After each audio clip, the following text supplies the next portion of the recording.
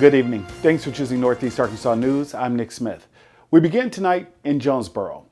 Following the death of George Floyd and nationwide protest, Governor Hutchinson assembled a task force to review policing across Arkansas. Northeast Arkansas News' Sydney Thompson attended one of those meetings and breaks down what was on the agenda. The group met today at Embassy Suites Railroad Convention Center to discuss policy changes, and it was mentioned several times how funding being available will help meet some of those needs. And it's just more of an informative meeting to tell them what we do, what we can do, and then also we threw it to them too to see what recommendations the task force will have at the end.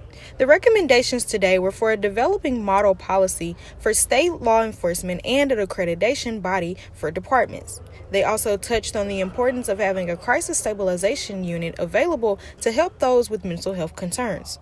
Once the task force understands this accreditation, they would then move to the next step, which is to recommend certain standards. They brought up chokeholds, duty to intervene, so standards like that we can adopt into our program to help with that. I think we're kind of waiting for that recommendation.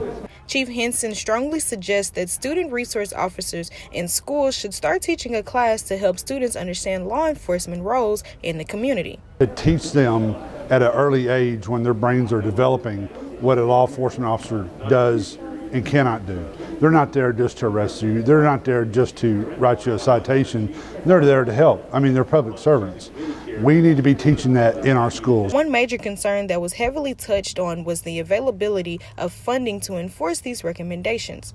Henson says the task force has been a great help in the last few months because change is needed to grow. There's not a law enforcement officer that is not waiting with, again, bated breath, waiting to see what these recommendations are, because we have changed so much in the last 5 years, 10 years, and 20 years. So change is in our lexicon.